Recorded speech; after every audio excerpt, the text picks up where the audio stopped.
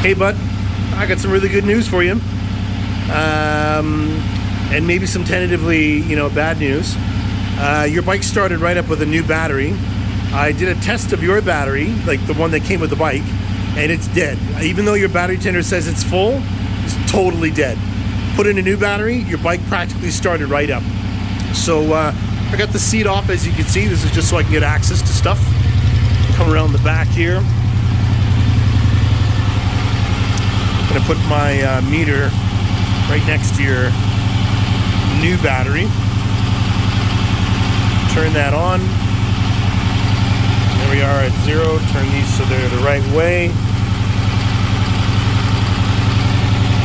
And there is our battery voltage. Pretty darn good, sir. So, battery's making great voltage. And I'm not gonna go through, turn that off. I'm not going to go through all the lights and everything, because you already know that, and I've already tested them. Your lights, horn signals, everything works exactly as, exactly as it's supposed to. So I'm just going to go over the last couple things before I talk to you on the phone, but I just want to show you this video just to show you that the bike is actually making good voltage. Just turn that off. All right.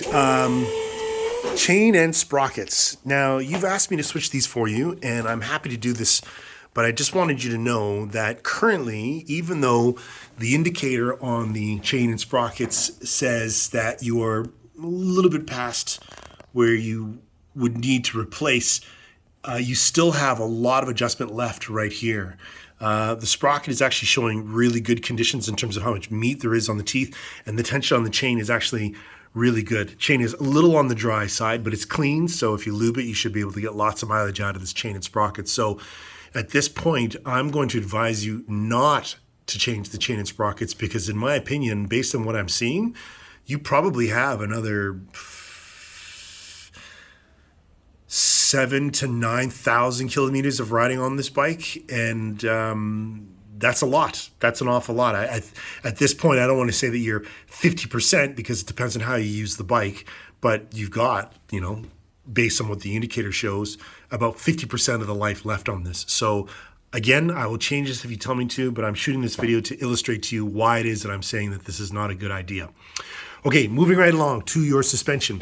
In your love letter to me, it says that you want me to lower the suspension. I'm not entirely sure what you mean by that, but here in this view, if you just ignore that the chain is blocking the majority of the view, you can see the bottom of the shock is right there. That would be the red dial.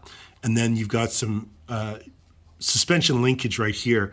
The only way to actually lower this bike would be to switch out this linkage piece right here. Ooh, that exhaust is hot. Would be to switch out this piece of linkage right here to actually make the bike shorter in terms of how tall it is. Now with the front, as you already know, it's a lot easier to sort of, lower the bike. We would essentially just loosen the triple clamps here and slide more of your fork leg up to bring the actual bike down. So that would be just an adjustment here, and there'd be more of the fork tube sticking out the top, and therefore the bike would actually get lower. After that, the carb sync and clean, or clean and sync, I don't think your bike needs this either. I'm talking myself out of business, but I don't think your bike needs this either, simply because with the old gas that's in there, and I don't know how old it is, but with the existing gas that's in there, and a new battery, your bike literally started right up. And I'll illustrate that again, like that. So that's it, my friend.